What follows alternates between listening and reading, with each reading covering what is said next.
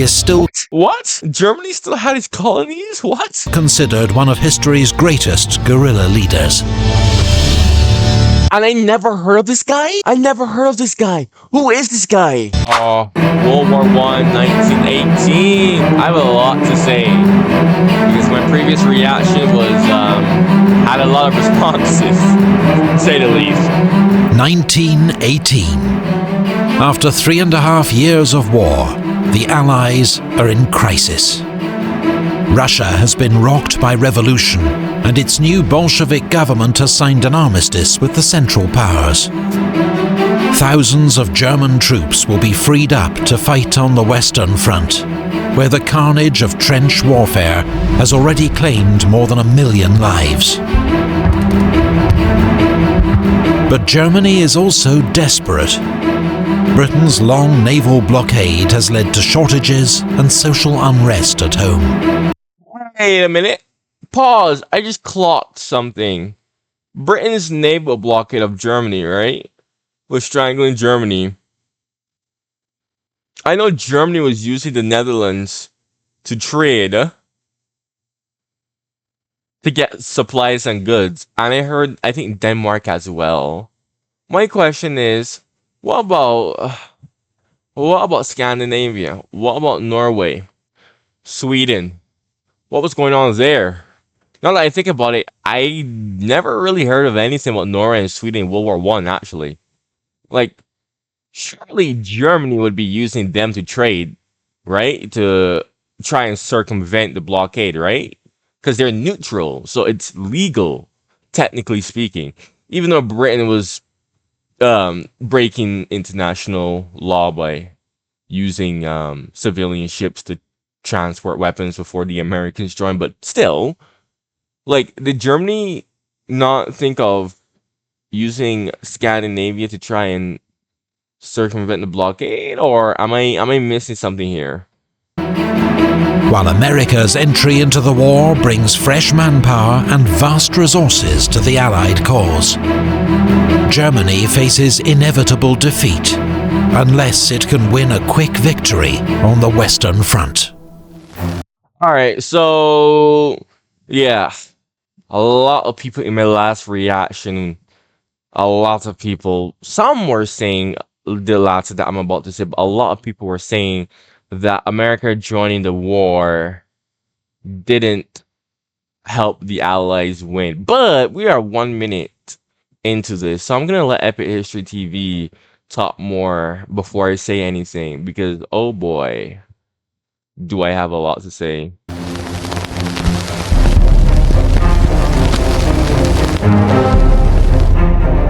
US President Wilson announces his 14 points.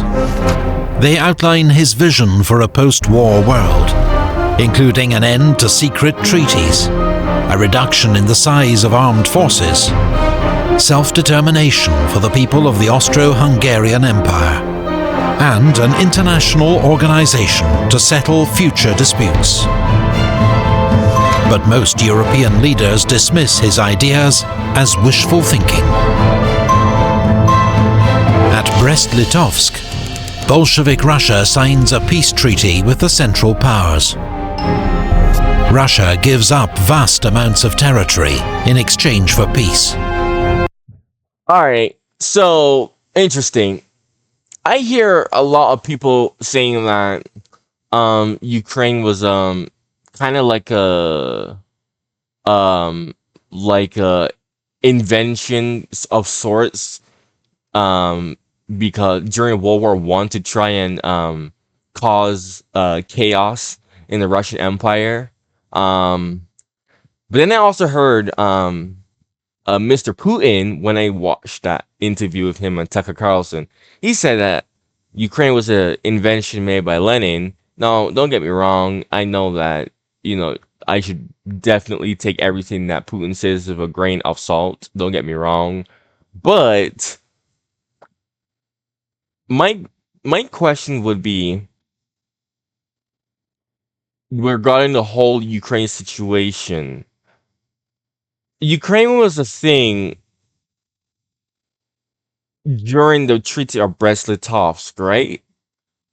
or was Ukraine a thing like after the Soviet Union was created? Because I know Ukraine tried to fight an independence war, but it failed.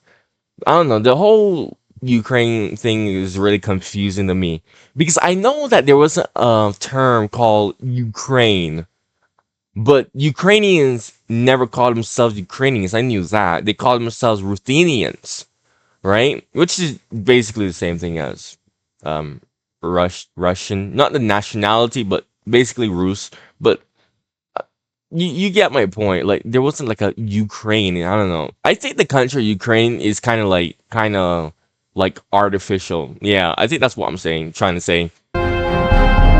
500,000 German troops can now be redeployed from the east to the Western Front, where German General Erich Ludendorff plans an all-out, last-ditch offensive to win the war. Ludendorff's spring offensive catches the Allies off guard. German stormtroopers, using new infiltration tactics, help to overwhelm the British Fifth Army, which is soon in full retreat. The German advance threatens to split the British and French armies, with disastrous consequences. So French General Ferdinand Foch is appointed Supreme Commander of Allied forces to coordinate strategy. Outside Amiens, British and Australian troops improvise a defense and finally halt the German advance. The German offensive switches to the north, targeting the Channel ports. But the British inflict heavy losses on the Germans and prevent a breakthrough. I must say, I gotta give it to the Allies. The Allies did withstand the German offensive impressively enough. Because at this point, everyone was like really drained at this point. But you know, it would have been really and truly impossible for them to push all the way back into Germany without American help. Like that was where American really like saved them. If not, I'm pretty sure just like how they were holding the Germans off, the Germans would have been able to hold them off, especially due to the fact that they didn't have to worry about Russia, right? So, yeah, a lot of people in my previous reaction, 1917 World War One, were really downplaying the importance of America. But again, we're only 3 minutes into the video, so I don't want to say too much. I want to wait.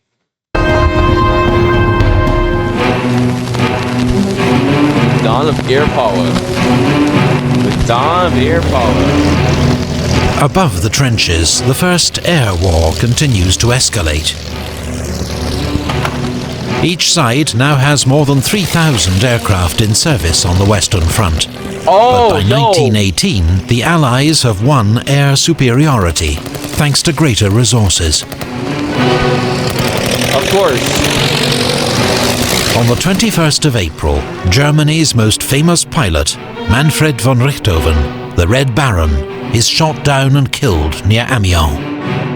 With 80 victories, he's the war's highest-scoring ace, and is buried by the Allies with full military honors. Bro, that's how you know that you are him. When your enemies, bro, when your enemies respect you that much that they give you a full burial. Oh, bro. Oh my gosh, dude. I definitely gotta look in more to the Red Baron, bro. We gotta learn more about that guy, personally speaking. Britain's new independent bombing force launches a daylight raid against Cologne. It marks the beginning of Britain's own strategic bombing campaign. On the ground, Ludendorff's offensive switches south, targeting the French. German troops advance 30 miles, but are halted at the River Marne, just as fresh American divisions enter the line. The US... Alright, so the Americans came in the middle of the Kaiserschlacht. Okay, this is good to know. I won't say anything yet. 1st Division is the first to see combat at the Battle of Cantigny. 3 days later, the US 2nd Division wins victory at the Battle of Belleau Wood.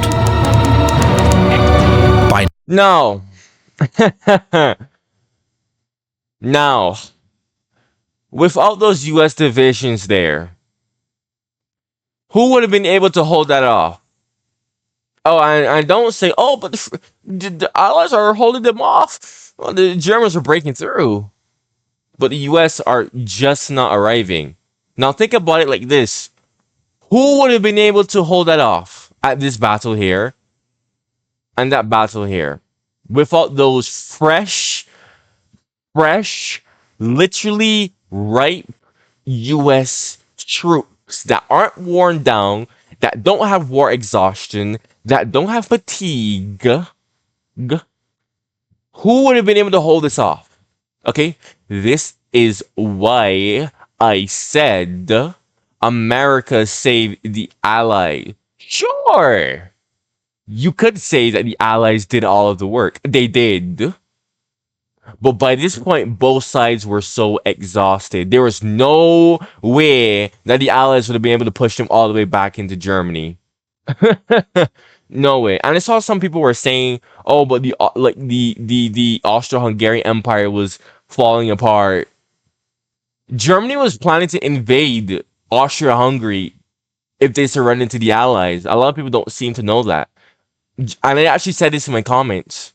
But again, I'm talking too much. Now there are nearly 1 million American soldiers in France. 1 million American soldiers. 1 million. And you're telling me that didn't save the Allies? Okay. Like, I'm not gonna say too much. With 10,000 more arriving every day.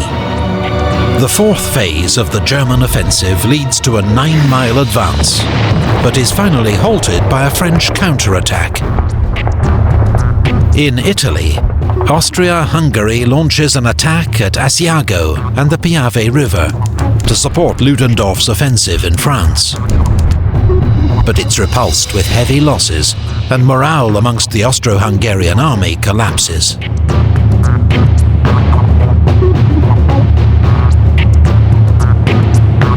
British and French troops land at Murmansk in northern Russia. It's the beginning of Allied intervention in Russia's civil war, on the side of so-called white or anti-Bolshevik forces.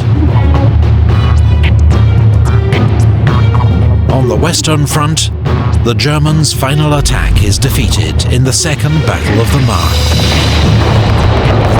Ludendorff's offensive has cost the Germans more than 600,000 casualties and has failed to make a decisive breakthrough. Oh! Germany's final gamble has failed. 600,000 casualties? In a span of what, though? Couple of months? Couple of months would be insane. The Allies now go on the attack. At the Battle of Amiens, British, Australian, Canadian and French troops, supported by tanks and aircraft, advance 7 miles in a single day. So I actually watched a detailed video. I think it was about this offensive, and I like I said, I'm not downplaying the fact that the Allies did their part for the most part. I do believe the Allies did do most of the work. Because I know at the Battle of Amiens, it was when the Allies started to realize the importance of using aircraft and tank together in a coordinated manner. And because of that, they were able to break through the German lines impressively enough. But like I said, there's no way, like, there's just no way that the Allies could keep that up if the Americans didn't have their 1 million troops in France and the UK, because around this time, again, like, everyone was kind of just sick of the war. General Ludendorff calls the 8th of August the Black Day of the German army. German troops are exhausted, hungry and demoralized, and begin to surrender in their thousands. Battle of Amiens begins the Allies' 100 Days offensive. Trench warfare is over. The Germans are in full retreat.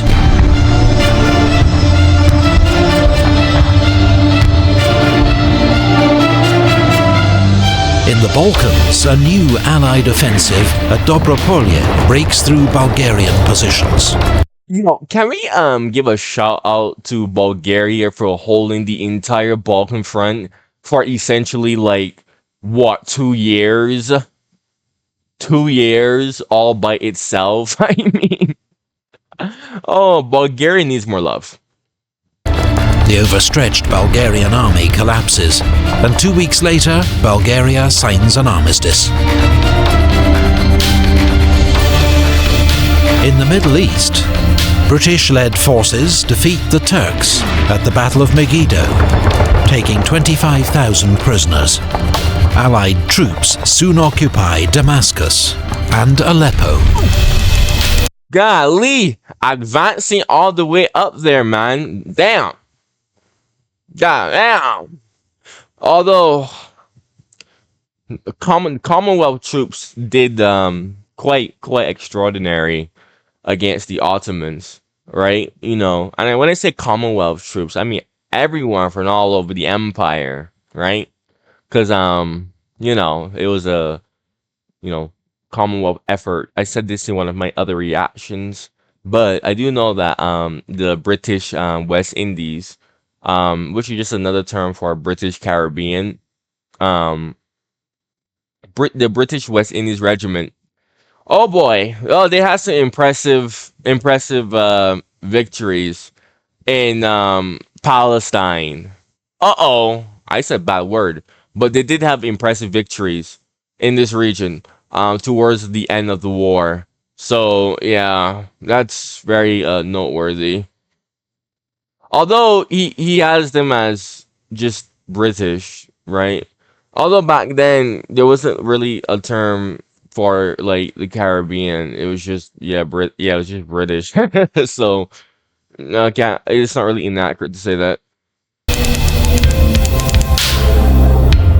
On the Western Front, Marshal Foch orders a general attack.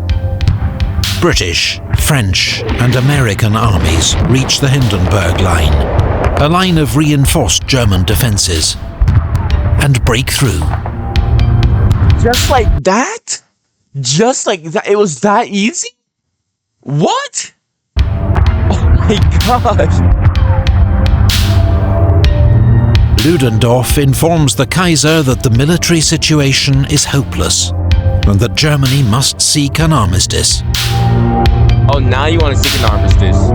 Now you want to seek an armistice. Come on, in 1917, the German parliament? The German parliament, I think, passed a resolution to seek an armistice, dude.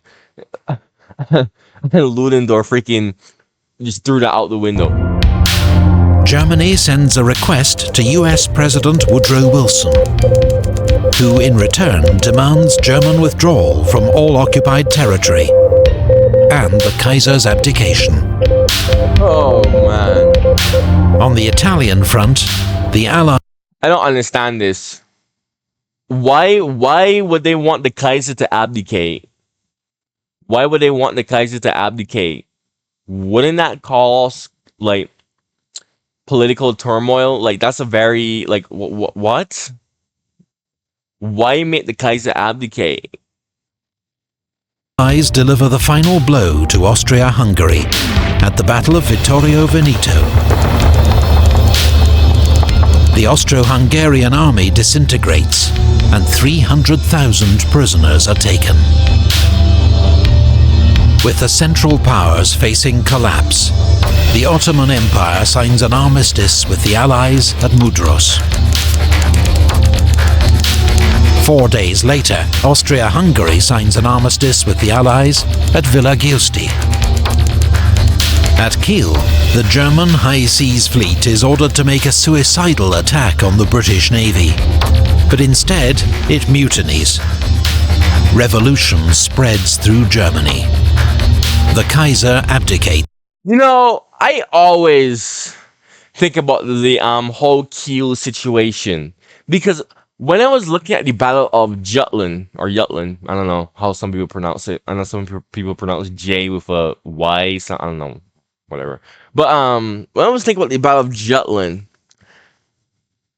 I heard some people argue that it was a German victory. Funnily enough, but I was thinking to myself, the British Royal Navy. Then again, I don't know. The British Royal Navy weren't overstretched in World War One like World War Two, right? Because I was thinking if the British Royal Navy was overstretched, then I do believe Germany maybe could have pulled something off. I don't know what the North Sea is like. I don't know if it's shallow water. Because I was thinking to myself, Germany has these U-boats. The Allies in World War One, they had convoy tactics, yeah, but I don't think they had depth charges at this point, right? So I was thinking what if Germany attempted to use its U-boats, not like in a big battle, but like perhaps maybe used its surface fleet when it ordered it to attack Kiel instead of throwing it at the British Royal Navy, but try and bait the home fleet out. And if the waters aren't shallow, because if waters are shallow, then U-boats, that's bad for U-boats slash submarines. But if the waters aren't shallow, probably bait the fleet out, get some handful of U-boats, and I'm sure this is possible, and send them to wreak havoc, right? I mean, guys, we've had many stories, heck, even in World War II, of U-boats sinking big battleships, right? American, like how the American submarine sunk the Japanese supercarrier, right? In World War II. So I don't know, man. I don't know. Because the whole issue of Germany being starved out by the Royal Navy was Germany honestly just needed to damage our Royal Navy hard enough to the point where trade could have been open, right? And I believe that could have been possible if they tried to like bait out the Royal Navy and take a good handful of U-boats and see if they could wreak havoc on them and then send in the high seas fleet. I don't know. Just a random take in my head. I don't know how possible that would be. That was just something that just came in my head. Something that I've kind of been thinking about. And I'm just saying it out there. Again, this is why I just do these reactions. Because, whenever I watch these videos, I just have an opinion. I'm like, I wonder how this would sound, to other people, what other people would think of it. So, I don't know. Let me know what you think about my opinion. All right, it's just an opinion. I'm not even gonna call this a fact. Like, I'm just gonna call that an opinion slash take. And a German republic is proclaimed. On the 11th of November 1918, a German delegation signs an armistice with the Allies inside Marshal Foch's railway carriage at Compiègne. It comes into force at 11 a.m., but fighting continues until the last moment. American Private Henry Gunter is killed, charging a German machine gun at 10:59. He is thought to be the last soldier killed during World War I. That is insane! Imagine being the last soldier to die when the armistice was set into effect, bro. What the heck, man? 3 days later, in East Africa, German General von Lettow-Vorbeck surrenders his army on the Chambezi River. For 4 years, he has tied down huge numbers of Allied troops, remaining undefeated while cut off from home. What? He is still... What? Germany still had its colonies? What? Considered one of history's greatest guerrilla leaders. And I never heard of this guy? I never heard of this guy. Who is this guy?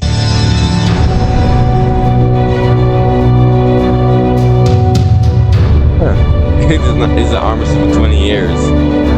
The Paris Peace Conference opens at the Palace of Versailles, just outside the French capital.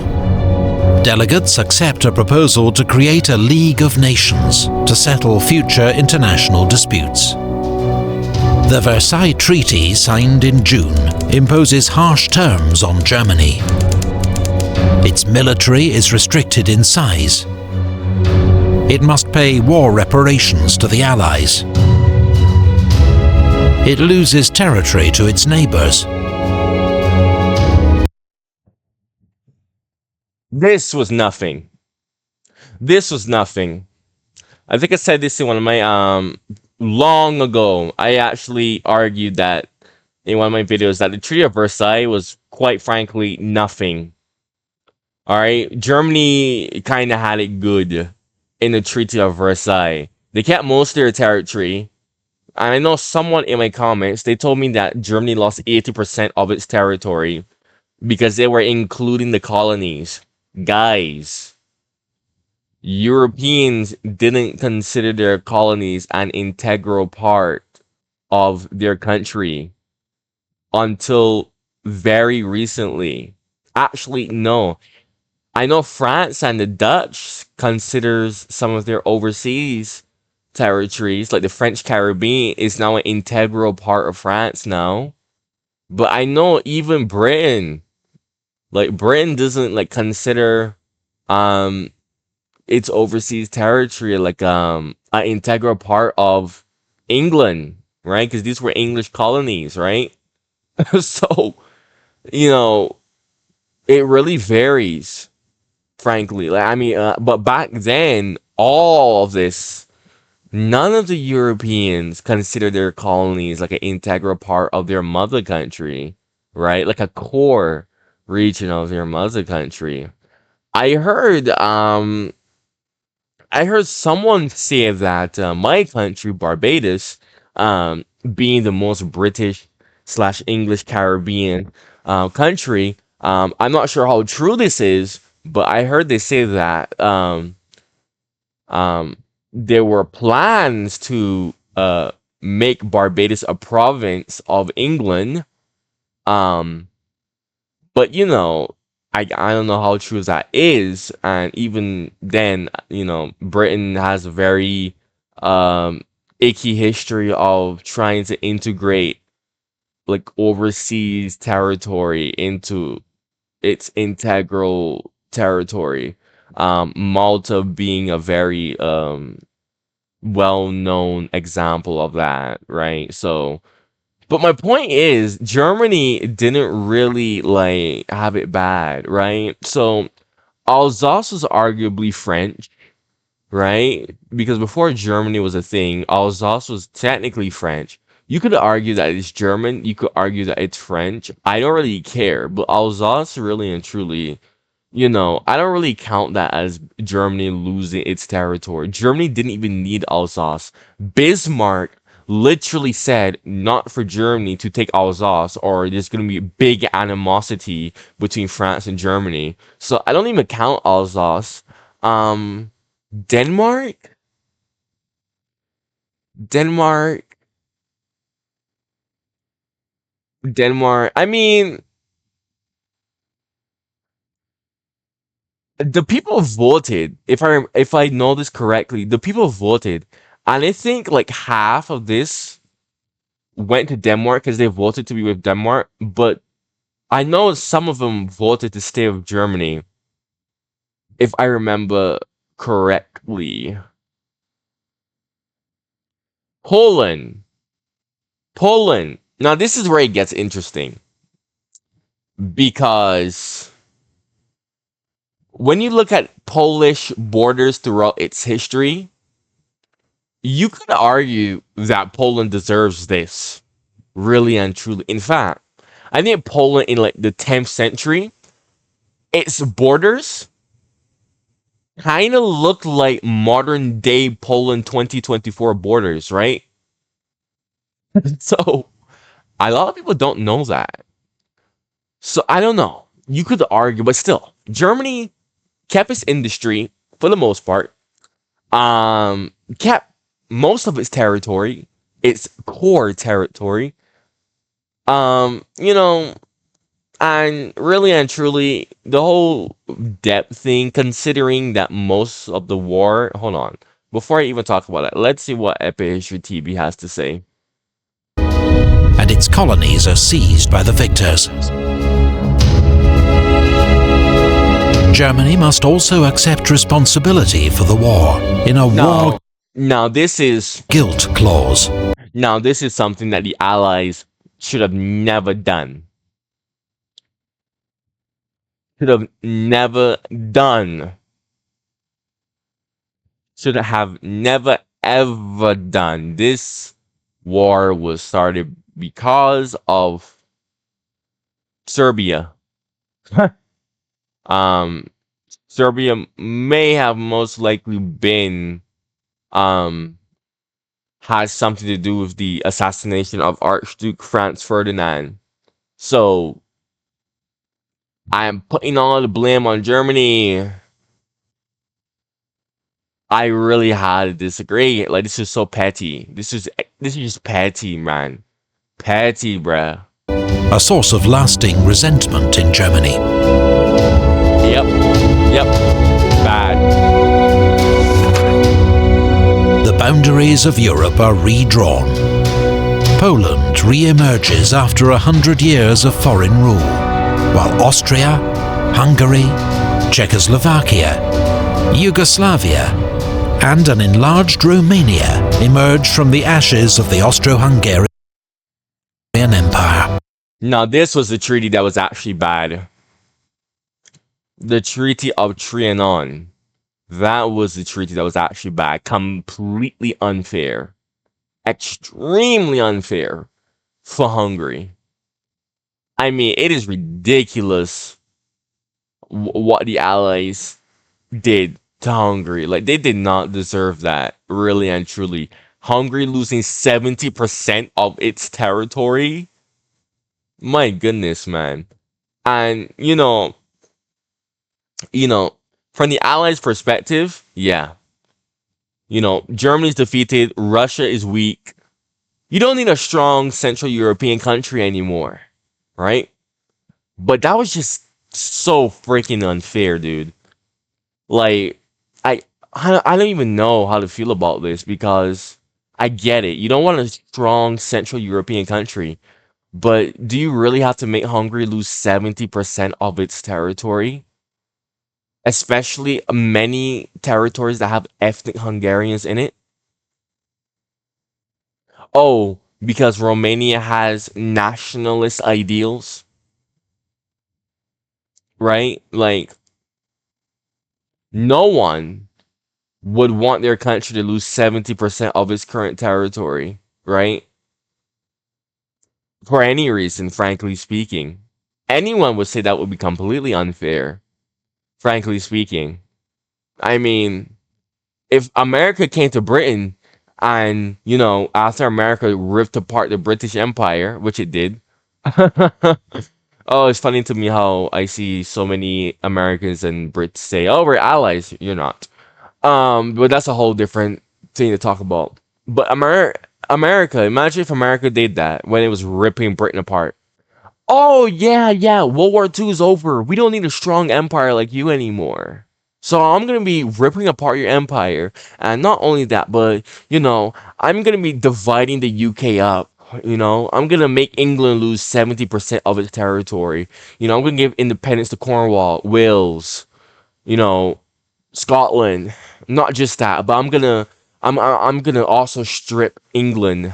And I'm gonna be giving Cornwall more territory. I'm gonna be giving Scotland more territory, to the point where England just looks like a piece of basically what happened to Hungary, because that's the perfect analogy to use, right?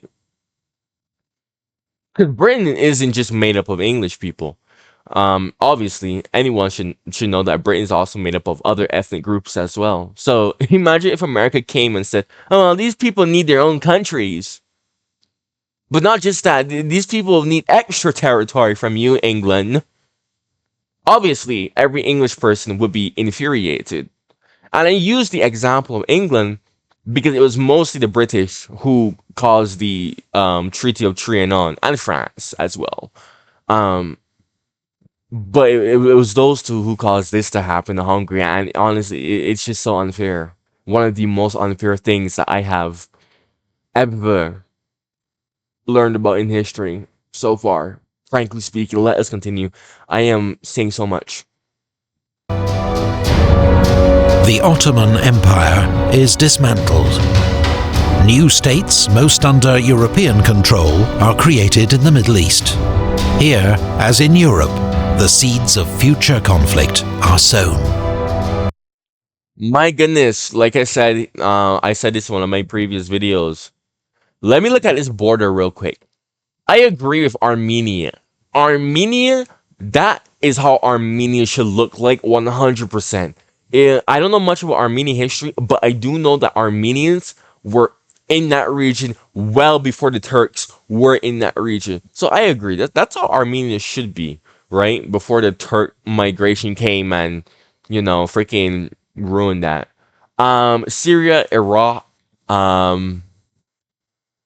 the Allies, the British honestly kept their promise and gave the Arabs their Arab state. The Arabs, knowing the British weren't going to give them all the territories that they expected, still help the British.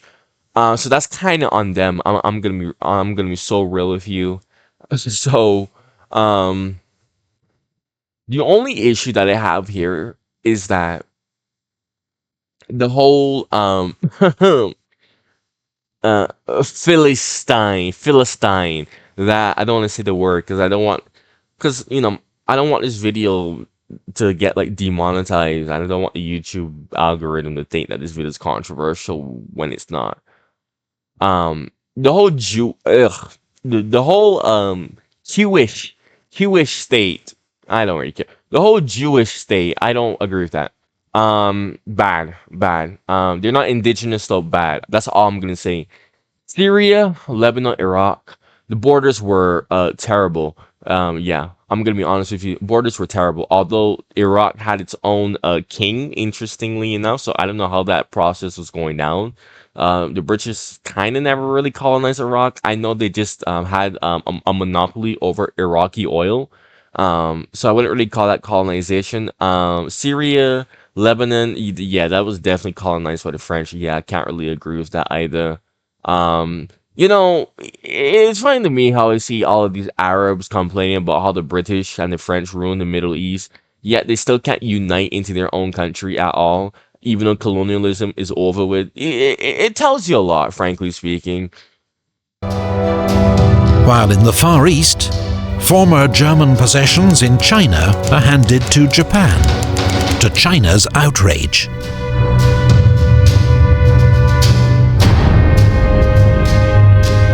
World War I claimed the lives of 9.5 million soldiers. 1 in 8 of those who fought. 21 million more were wounded. 7 million civilians also lost their lives. Wow. Huge areas of Europe were left devastated. Old empires vanished. New states were born. Lives across the world were transformed. The world was never the same again. And you know what? Even now today, I see so many people, because I know back then, before World War One happened, people thought this is how the world was gonna be. People thought that the world order, the way how society was, to them, it would be crazy for things to just change so abruptly. And today, people have that same mindset where you go up to them and if you do it, you ask them, do you think that the way how the world is right now, the way how society is right now, do you think it'll change? A lot of people will probably think that no, it won't be able to change. But it can. It can. And a lot of people are scared of change.